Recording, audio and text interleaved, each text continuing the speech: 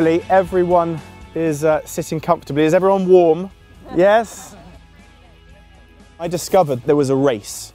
3,000 miles of ocean in a 20-foot rowing boat. Teeny little rowing boat made of wood and glue. And I signed up for this race, and it was only afterwards that I sat back in my chair and I thought about small little details, like the fact I'd never rowed before. Did that matter? Well, no, that's fine. I didn't have a rowing partner, and about a year before the race, I was out in London. There, across the room, I spotted James Cracknell, an Olympic rower, and my first thought was, there's a man that can row. So I bounded up to him, never met him before, and I said, hello James, my name's Ben. Would you like to row the Atlantic with me? He said, can you row? I said, nope, never rowed before in my life. And he told me where to go. But about 2 weeks later, I got a call from him saying, I keep thinking about this, why don't we talk about it? And that's how we embarked on this trip together. We had to become ocean yacht masters. We had to learn to navigate by the stars and the moon. We joined about 30 other boats from all over the world. Now that start gun went. After 5 hours rowing together, I counted 20 blisters on my hands. They were red raw. My bottom ached, my back ached. I was dehydrated. And above all, I was absolutely petrified of James. He was a complete stranger, and I was terrified of him. But the only thing that made it worthwhile for me was I was rowing one day, dead silence, and I felt the boat jolting up and down. And next thing I heard was and then I smelt some really bad breath. And I thought it might be James, but it wasn't.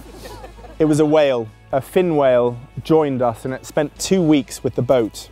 And the whale would scratch its back on the bottom of the boat, and it would slightly lift it out of the water. We'd see enormous waves behind the boat, higher than that base Camp Eden sign, and I would see this whale in the wave. I could see its silhouette underneath it, and it stuck with us for 2 weeks and was truly magical. There were moments like that that really made it all worthwhile.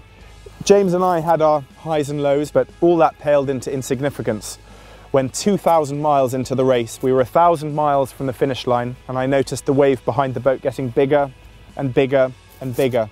I felt the oars ripped from my hands. I tumbled through the water. Stupidly, I wasn't wearing a life jacket or a safety line, and if I'm to be honest, I thought that was it. Somehow I came to the surface of the water, and there was our little boat upturned, and no sign of James. I thought this was it. I got back to the boat somehow, and I helped pull it around, and James came out of the cabin. It had half filled with water, but he was alive. But we'd lost everything. We'd lost all our electrics, our satellite phone, we'd lost our water desalinator, so suddenly we had no drinking water. In the middle of the Atlantic Ocean, rescue could take up to 7 days. And James looked at me. He said, right, you've got 30 minutes to get yourself dry and back on the oars before we lose a race position.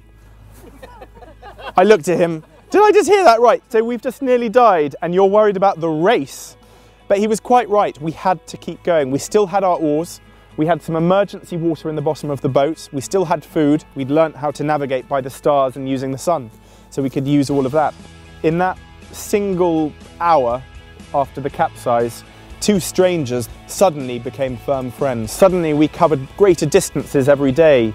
Suddenly we had a common goal to get off that ocean, to get to the other side as quickly as we could. And somehow, 49 days later, we pulled our little boat into English Harbour, the first 2-man boat by 3 days, and we'd succeeded. I think for me, it was probably my proudest achievement to date. Go online to find out more about how we're inspiring families to get involved with nature by going to exploreeden.co.uk.